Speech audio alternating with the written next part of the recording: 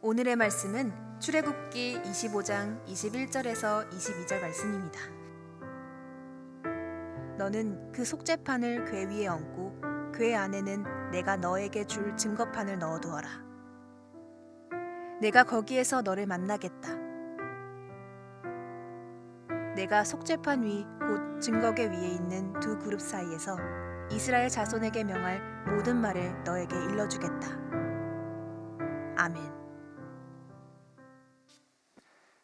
며칠 전 미국 휴스턴에서 이런 일이 있었습니다. 차량 절도범 하나가 어떤 차를 훔치려고 물색하다가 마음에 드는 차 한 대를 발견하고 살금살금 다가가서 드라이버로 문을 열기 시작했습니다. 훔치려는 거죠. 근데 때마침 차 주인과 딱 맞닥뜨려지게 됩니다. 근데 이 차량 절도범이 덩치도 크고 아주 험상궂게 생기고 힘도 꽤 쓸 수 있는 그런 사람이었습니다. 두 사람이 몸싸움이 벌어졌겠죠. 그런데 의외로 싱겁게 차 주인의 주먹 한 방에 이 절도범이 기절하다시피 쓰러지고 말았습니다. 알고 봤더니 차량 주인은 현재 UFC 헤비급 랭킹 2위인 데릭 루이스였습니다. 도둑질하면서 그동안 심자랑깨나 했겠지만 아무리 바깥에서 힘이 세도 세계적인 격투기 선수의 힘 앞에는 아무것도 아니죠. 우리가 인생을 살다 보면 우리의 믿음을 방해하는 것들이 많습니다. 하지만 그리스도인들은 그럴 때마다 크게 걱정할 일이 없습니다. 왜냐하면 세상보다 더 크신 하나님이 우리의 주인이 되시고 나를 지키시면 세상에 아무리 강한 것이라도 우리를 흔들 수가 없습니다. 세상에 그렇게 강하다고 자랑하는 것들, 하나님의 후하고 부는 바람 하나에 그리고 하나님의 손짓 하나에 모든 것이 겨처럼 날아가 버립니다. 오늘 우리가 살면서 가장 중요한 것은 당장 누구를 이기는 게 중요한 게 아닙니다. 하나님이 나의 주인이 되는 것, 다시 말하면 내가 하나님의 것이 되는 것. 그러면 나는 하나님께 쓰임을 받게 되는 거예요. 한번 따라 합시다. 하나님의 것이 되는 것. 그것이 우리 인생의 가장 복된 인생이 되는 줄 믿습니다. 바라기는 여러분의 인생이 세상의 돈이나 또는 지식을 자랑하는 것에 붙들리지 마시고 하나님께 쓰임 받는 것, 나는 하나님의 것입니다 라는 것을 자랑하게 되기를 주의 이름으로 축원합니다. 그 하나님께 쓰임 받게 되려면 뭘 해야 되느냐? 오늘 출애굽기 25장의 말씀에 특별히 두 가지의 물건을 우리가 주목해야만 됩니다. 지난 시간까지 출애굽기 24장에 보면 하나님께서 이제 모세를 다시 산 위로 부르시죠. 내가 너에게 다시 한번 중요한 율법을 돌판에 새겨줄 테니 올라와라. 그래서 40일을 하나님과 함께 지내게 됩니다. 조금 이상한 것은 하나님께서 돌판에 계명을 적어주시겠다고 했지만 그 돌판에 계명 적는데 40일까지 필요할까? 왜 40일을 하나님과 산에서 머물러야 할까? 이런 궁금증이 듭니다. 근데 사실은 하나님께서 모세를 부르신 이유가 돌판만 주려고 부르신 게 아니라 첫 번째 율법이 끝난 시점에서 다시 두 번째 제2의 율법을 주려고 부르신 거예요. 돌판에 첫 번째 계명을 새겨주는 것 말고도 두 번째 계명을 이때부터 다시 주시는 거죠. 그게 뭐냐? 바로 하나님이 머무실 집, 이걸 성막이라고 하죠. 이 성막, 지금으로 말하면 성전입니다. 교회입니다. 이걸 어떻게 지을 것인가? 요즘으로 말하면 교회 건축법에 대해서 하나님께서 하나하나 이제 규정을 말씀해 주시는 거예요. 여러분, 성막은 하나님께서 내가 거할 곳이다. 그래서 너희들이 이 성막을 지어라 이렇게 말씀하시는 거예요. 오늘 우리가 예배드리는 이 성전은 하나님이 거하시는 곳입니다. 여러분 믿으십니까? 성전은 하나님이 거하시는 곳, 공식적으로 하나님이 거하는 곳이 성막이고 성전입니다. 그래서 우리는 성전에 올 때마다 하나님이 거하시는 곳이니까 하나님을 만나고 그 하나님을 만나기 위한 자세로 오는 게 성전을 출입하는 자세지, 눈에 보이지 않는다고 내 눈에 보이는 사람들과 교제와 사람들을 만나기 위해서 오는 건 성전을 드나드는 사람들의 자세가 잘못됐다는 거죠. 하나님이 거하시는 곳을 이렇게 만들어라 라고 해서 성막 짓는 규정을 말씀하시는데, 첫 번째 율법은 하나님의 백성으로서 세상에 살면서 인간관계를 어떻게 해야 되는지에 대한 주제가 첫 번째 계명이었다면, 두 번째 계명부터는 하나님 앞에 예배하는 법, 그러니까 이제부터는 하나님과의 관계를 어떻게 해야 되는지에 대한 법을 하나님께서 주시는 거예요. 자, 하나님은 어떤 성막을 짓기를 원하셨을까? 첫 번째 명령을 읽어볼 텐데 25장 2절입니다. 이스라엘 자손에게 명령하여 내게 예물을 가져오라 하고 기쁜 마음으로 내는 자가 내게 바치는 모든 것을 너희는 받을지니라. 자, 성막에 사용될 물건을 하나님이 어떻게 하라고요? 백성들에게 받아서 성막을 짓고 또는 성물을 채워라 이렇게 말씀하셨어요. 우리 생각에는 하나님께서 당신이 거할 곳이니까 뭔가를 탁 주시면서 여기 있다, 내 것 가지고 내가 거할 곳이니까 이렇게 만들어라 이러시면 얼마나 좋아요. 그런데 굳이 백성들이 내는 것으로 모아서 성막을 짓고 백성들이 드리는 것으로 성물을 만들어라 이렇게 말씀하시는 거예요. 단 조건이 있는데, 자원하는 마음이 없이 강압적으로 백성들에게서 빼앗다시피 해서 가져오지 말아라. 다시 말하면 하나님 앞에 성막을 짓기 위해 드리는 예물이 백성들이 기쁨과 자원하는 마음에서 우러나와서 바치게 만들어야 되고, 또 그런 예물이 성막을 짓는데 사용돼야 된다. 늘 성경이 가리키는 거 억지로나 인색함으로 하지 말고 기쁨과 자원하는 마음으로 해라. 여러분, 그 출애굽기 처음에 제가 여러분에게 이런 설명 드린 적이 있었는데, 이스라엘 백성들이 히브리 노예로 살면서 이집트 땅에서 어느 날 하나님께서 자유를 선물해 주셨어요. 이제 해방을 맞이하는 거죠. 그때 하나님이 이런 얘기를 하십니다. 너희들 이 이집트 땅을 떠나기 전에 이집트 사람들에게 가서 나 이제 내일이면 이 땅을 떠날 거니까 그동안 나에게 밀린 돈이 있으면, 월급이 있으면 그런 거 다 줘라. 나에게 잘못한 거 있으면 보상해라. 이런 식으로 금은 보화 폐물을 요구하면 이집트 사람들이 너희들에게 줄 것이다. 하나님이 그러셨거든요. 근데 이스라엘 백성들이 그 얘기를 듣고 정말 그럴까? 그래서 하나님이 시키는 대로 이집트 땅을 떠나기 전에 자기들은 어제까지 그들에게 노예였는데 당당하게 가서 우리 이 땅을 떠날 건데 우리에게 줄 거 있으면 빨리 내놔라. 그랬더니 이집트 사람들이 금은 보화를 다 꺼내서 이스라엘 히브리 노예들에게 그걸 다 안겨줬어요.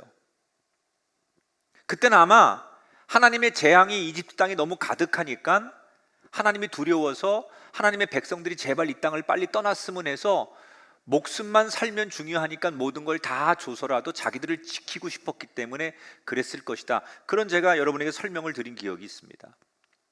자, 그런데 그때 이스라엘 백성들이 그 많은 폐물을 받아 가지고 나오면서 무슨 꿈을 꾸느냐? 우리가 이제 하나님이 주시는 약속의 땅에 가면 이 폐물 가지고 좀 멋지게 폼나게 살아야지. 이거 이렇게 여기도 좀 걸어보고, 그리고 이거 팔아가지고 이것저것 내가 하고 싶은 거 멋있게 살 거야, 이런 꿈을 꿨어요. 근데 오늘 하나님께서 명령하시는 이 장면에서 그들의 꿈이 잘못됐다는 걸 깨닫게 해주시죠. 이집트 백성들이 이스라엘 백성들에게 준 패물은 너에게 준 것이 아니라 이때를 위해서, 이때가 언제예요? 성막을 짓기 위해서 준 것이라는 거예요.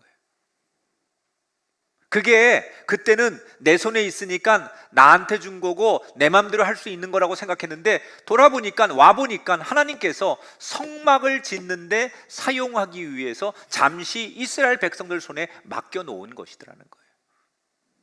여러분, 내 손에 있다고 해서 내 것이 아닙니다.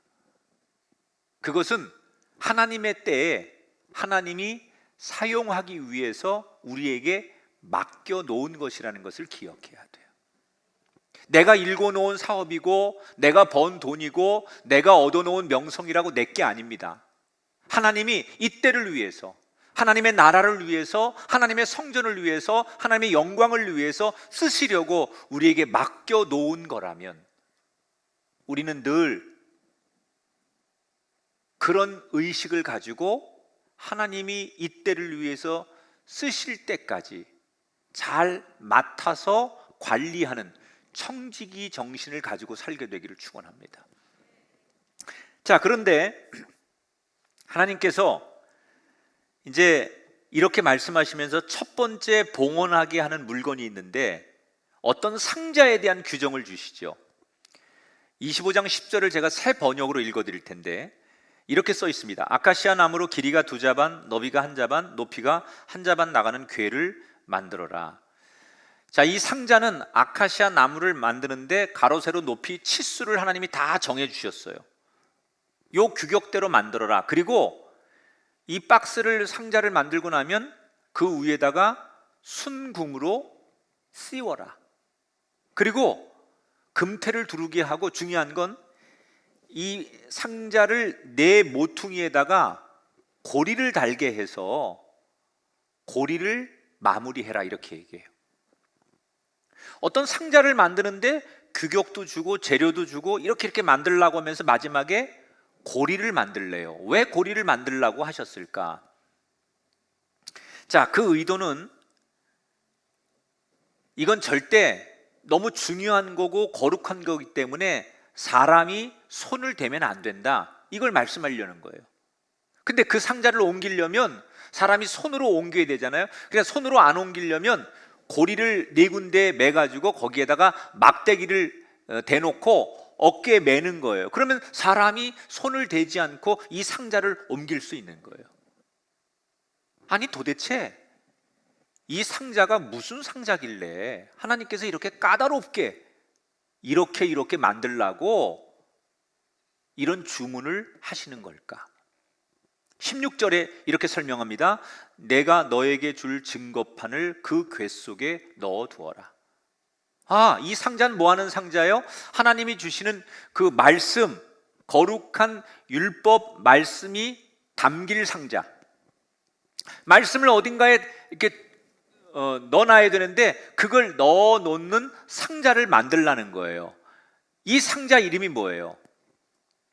법궤, 언약궤 또는 증거궤. 다 같은 하나의 물건을 이렇게 부르죠. 이걸 법궤나 언약궤라고 하는데, 자, 이 언약궤를 하나님께서 이렇게 만들어야 된다. 이거 그냥 우리가 편리한 대로, 생각나는 대로, 우리가 좋은 대로 만들면 안 되고 하나님의 말씀이 들어가 있는 곳이니까 이 말씀은 정말 그렇게 신중하게 거룩하게 만들어서 관리해야 된다. 그리고 연이어서 하나님께서 그 언약궤 앞에 놓아야 될 상 하나를 이렇게 만들라고 요구하시죠. 25장 23절 30절 두 절을 제가 요약해서 세 번역으로 읽어드립니다. 아카시아 나무로 길이가 2자, 너비가 1자, 높이가 1자 반인 상을 만들어서 그 상은 언약궤 앞에 놓아라. 자, 언약궤 앞에다가 놓을 상을 하나 만들라는 거예요. 그런데 이것도 역시 아카시아 나무로 만들어야 되고 그 위에다가 금을 입혀야 된다. 역시 이걸 운반할 때 사람이 손으로 하면 안 되고 네 귀퉁이에 고리를 만들어서 나무를 껴가지고 어깨에 매어서 운반하도록 해라. 그리고 그 상위에 이런 그릇과 이런 숟가락을 올리고 이렇게 운영해라 라고 말씀하세요. 도대체 이 상은 무슨 용도길래 하나님께서 이렇게 구체적으로 만들라고 하는 걸까? 30절에 이렇게 소개합니다. 상 위에는 나에게 바치는 거룩한 빵을 항상 놓아두도록 하여라. 이 거룩한 빵은 진설병이에요. 12개의 진설병을 그 상 위에 올려놓는데 이 12개라는 건 뭐냐? 이스라엘 12지파를 상징하는 거예요. 그러니까 12개의 빵을 언약궤 앞에 상에다가 이렇게 차려놓으면 이 의미는 이스라엘 12지파 전체를 하나님 앞에 드려지고 있다라는 것을 상징한다는 거죠. 그래서 하나님은 늘 이스라엘 백성들이 하나님과의 관계가 떠나지 않게 하기 위해서 언약궤에다가 말씀을 놓고 그 언약궤 앞에다가 이런 상을 만들어서 거기에 무엇을 올려두어라 라고까지 특별히 하나님께서 말씀으로 가르쳐 주세요. 자, 그런데 여기서 우리가 한번 좀 귀담아 들어볼 게 있는데, 이 지금 언약궤와 또 그 진설병을 놓는 상을 만들려고 하는데 주 재료가 뭡니까? 아카시아 나무예요. 왜 많고 많은 나무 중에 하나님께서 특별히 그 귀한 성물을 만드는데 아카시아 나무로 만들어야 된다고 하셨을까? 이 얘기를 듣는 이스라엘 백성들은 쉽게 동의가 안 되는 거예요. 왜? 아카시아 나무는 이스라엘 백성들이 볼 때 너무 흔한 나무예요. 광야에서 정말 가장 흔하고 땔감으로도 쓸 수 없는 나무고, 또 이 나무는 키도 크지 않아요. 거칠어요. 가시도 있어요. 그리고 이렇게 배배 꼬여져 있는 나무예요. 뒤틀려 있는 나무예요.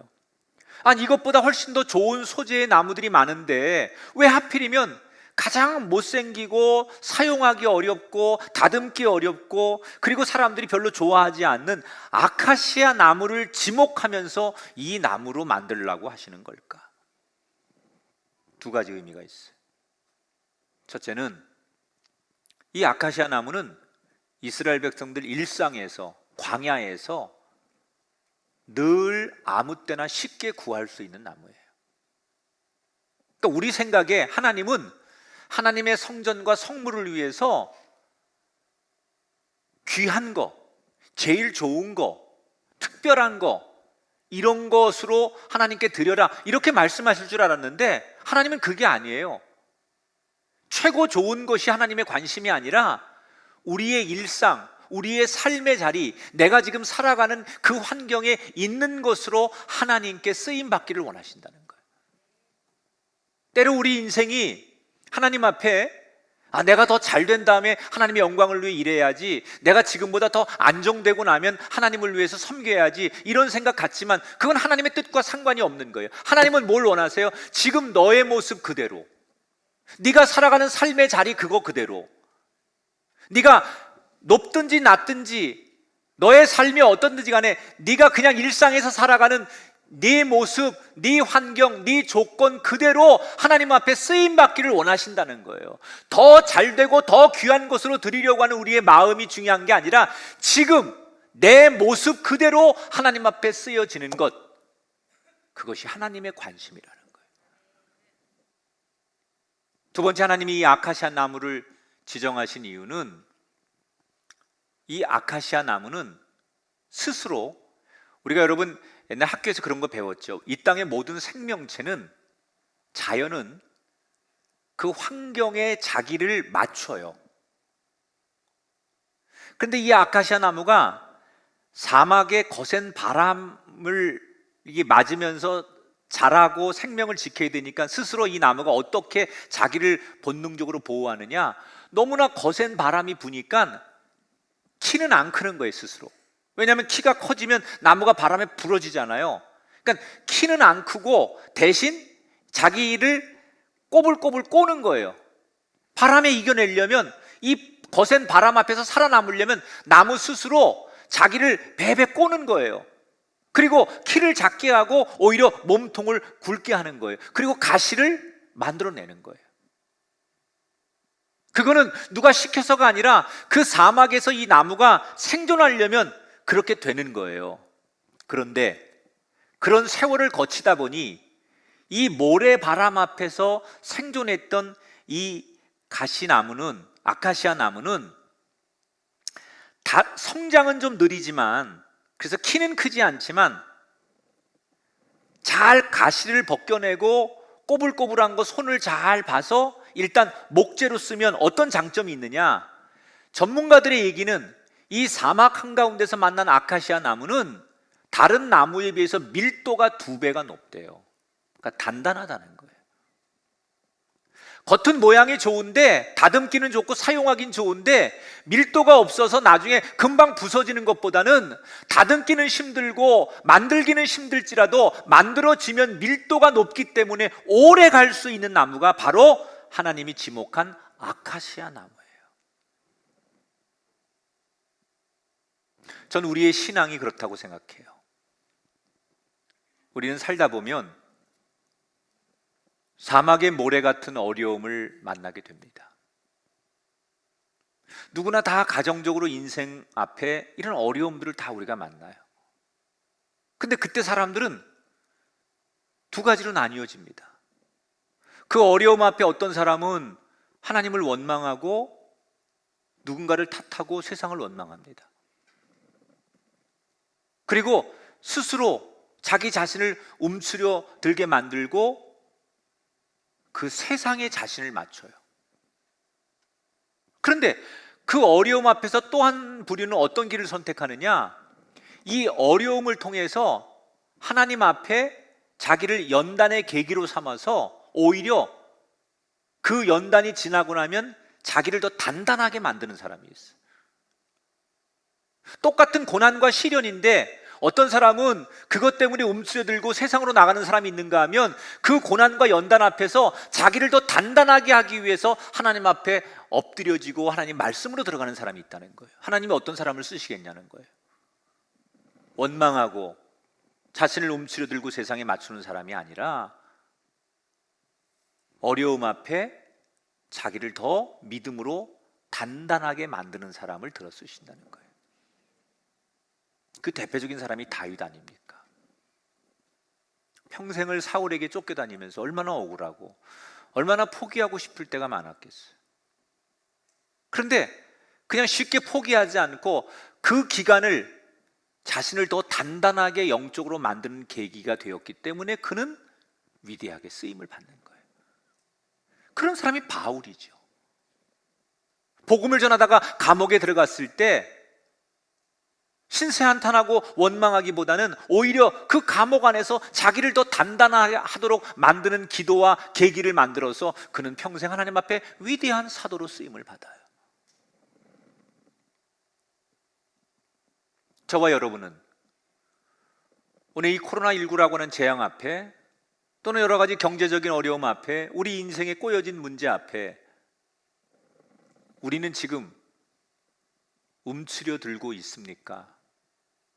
아니면 오히려 지금 이 어려움이 우리를 더 단단하게 만들고 있습니까? 지금은 아니더라도 우리가 살아가는 앞으로의 많은 인생 속에 우리에게 많은 어려움들이 올 거예요. 그때 적어도 우리는 오늘 말씀을 전하시는 하나님의 의도대로라면 이렇게 외치는 사람이 돼야 돼요. 고난과 시련과 환난아 내게 오거라. 나는 너를 통해서 오히려 더 단단해질 것이다. 사랑하는 여러분, 풍랑과 시련이 그것이 나를 더 단단하게 만드는 계기가 되셔서 진짜 하나님이 쓰실 수밖에 없는 제목이 되시기를 주의 이름으로 축원합니다.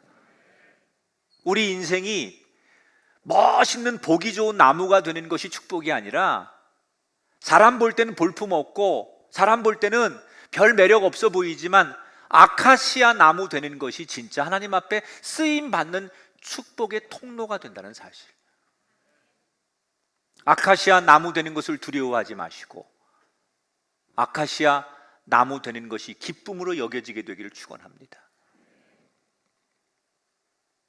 어떤 면에서 우리가 시련과 어려움을 만나고 있다는 것은요, 하나님께서 나를 더 단단하게 만드시는구나, 머지않아 나를 쓰시기에 가장 좋은 그런 때를 주시기 위해서, 아니 그러면 하나님의 사인이구나, 나를 들어 쓰실 날이 멀지 않았구나 라고 생각하면서 지금의 시련과 지금의 환난이 하나님 앞에 감사와 자기를 단단하게 만드는 신앙의 고백이 되도록 해야 된다는 거예요. 우리 모두 이 복음 앞에 그렇게 결단하게 되기를 축원합니다. 자, 그 다음에 하나님이 계속해서 속죄판을 만들어라 이렇게 말씀해요. 이 속죄판이 뭐 하는 거냐? 아까 말씀을 담아두는 언약궤 있잖아요. 그 상자를 덮는 뚜껑이에요. 그런데 재밌는 표현을 하세요. 뚜껑 양 끝에 두 천사가 날개를 활짝 펴고 서로 맞댈 수 있도록 이렇게 만들어라. 그 속죄판으로 말씀이 들어있는 언약궤를 딱 덮는 거예요. 이게 완성이 되는 거예요. 그러면 그렇게 되면 무슨 일이 일어나느냐를 22절에 설명합니다.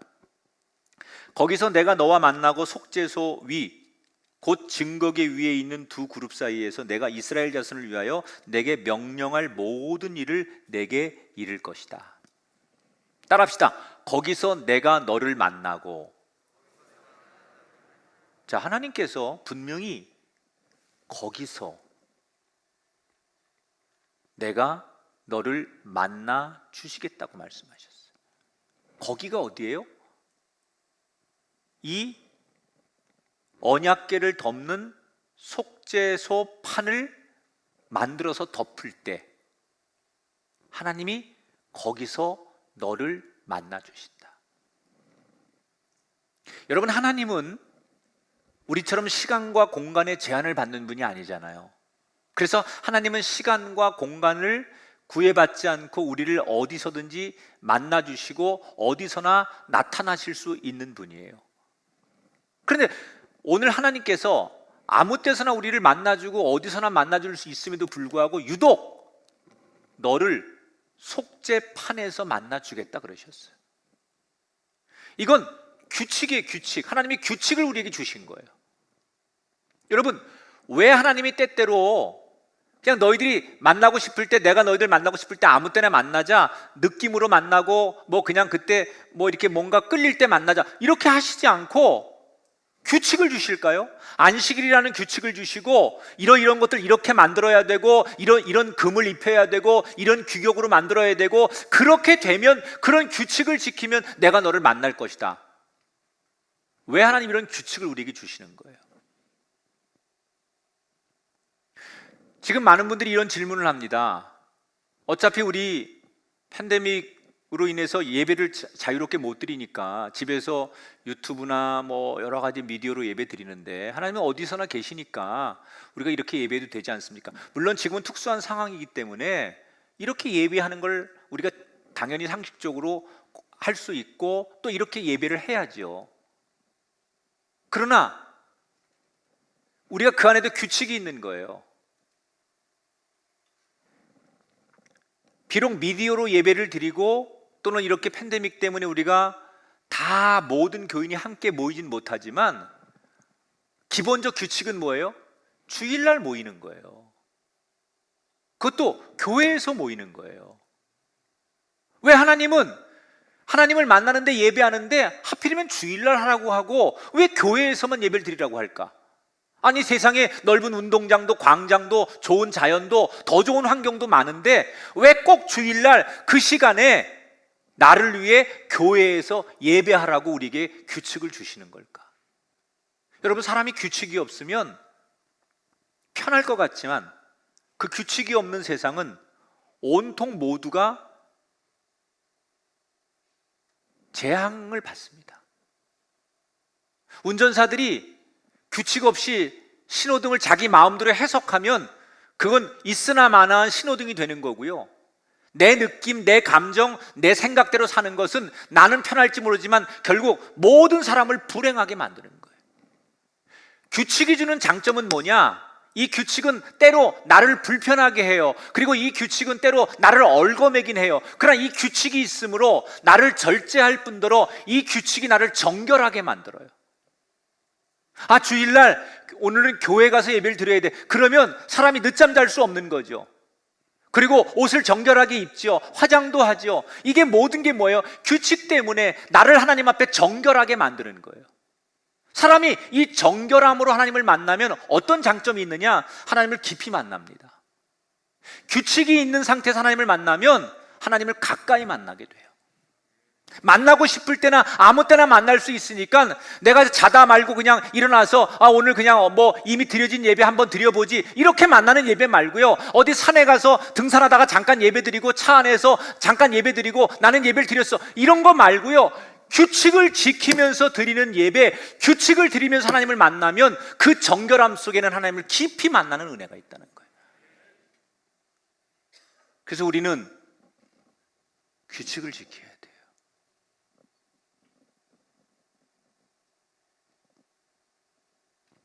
오늘 성경 하나님이 마지막으로 만들려고 하는 성물이 뭐예요? 등잔대, 촛대죠, 촛대. 가운데 하나를 두고 양옆에 3개씩 총 7개의 촛을 꽂을 수 있는 촛대를 이렇게 만들어라. 그리고 등잔 부집개라든지 불똥을 받는 그릇을 이렇게 만들어라. 그러면서 오늘 이야기 본문이 끝나요. 자, 제가 이제 마지막 얘기를 할 건데, 아까 하나님이 언약궤와 언약궤 앞에 놓는 상을 만들 때 소재가, 재료가 아카시아 나무라고 했는데, 지금 뒤에 나오는 이 성물의 소재 가운데 공통점이 있어요. 어떤 거냐? 17절, 31절, 38절 3번에 걸쳐서 같은 재료가 나와요.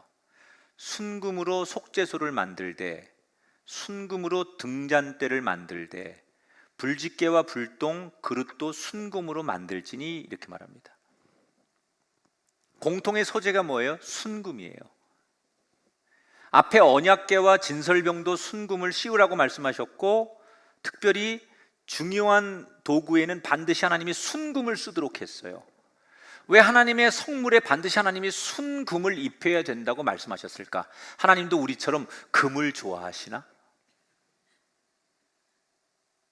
하나님이 좋아해서가 아니에요. 우리에게 주는 메시지가 있는 거예요. 여러분, 이 금의 장점이 뭐예요? 변질되지 않는다는 거예요. 변하지 않는다는 거예요. 우리의 믿음이 정금 같아야 돼요. 하나님을 향한 믿음이 변질되지 말아야 돼요. 어제 다르고 오늘 다르고 내일 다른 게 아니라 하나님을 향한 내 믿음은 첫사랑 이후에 동일해야 된다는 거예요. 그래서 금을 입히라는 거예요. 그런데 여러분, 금이 여기 이렇게 있으면 모든 사람들이 이게 금인 줄 알아요. 그리고 금이 비싸고 금이 좋은 거 다 알아요. 시대를 막론하고. 근데 중요한 건 오늘 하나님께서 그 금이 귀하고 좋은데 이 금을 하나님의 성전에서 성물로 쓰려면 전제되는 게 하나 있다는 거예요. 반드시 재련 과정을 거쳐야 돼요.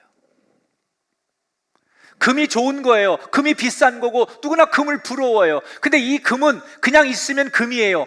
이 금을 하나님의 성물에 쓰이려면 거쳐야 되는 과정이 있어요. 이것을 녹여야 되거나 이것을 다시 두들겨야 되거나 이걸 하나님의 원하는 양식대로 맞추어야 된다는 거예요. 아무리 최고의 빛을 내는 금이고 비싼 금이라도 하나님이 일러주신 대로 그 금이 다듬어지지 않으면 절대로 하나님의 성전에서 성막으로 쓰일 수가 없다는 거예요. 그러면 하나님 앞에 쓰임받는 재료, 하나님 앞에 쓰임받는 사람이 되려면 뭐가 전제되어야 되느냐? 하나님 말씀대로, 하나님의 의도대로 우리가 다듬어져야 돼요. 내가 세상에서 아무리 똑똑하고 스펙이 많고 대단하고 사람들이 인정하는 사람일지라도 그 사람 그렇게 쓰지 않아요. 있는 그대로 쓰지 않아요. 사도 바울이 얼마나 똑똑하고 얼마나 명문가고 얼마나 대단한 권력가입니까? 절대로 그 상태로 쓰지 않았어요. 하나님이 의도하는 대로, 하나님이 원하시는 대로 그를 다듬는 거예요. 말씀의 훈련, 낮아짐의 훈련, 고난의 훈련, 시련의 훈련, 말씀으로 하나님이 의도하는 대로 다듬어지고 다듬어질 때 비로소 하나님께서 사울을 바울로 쓰시는 거예요.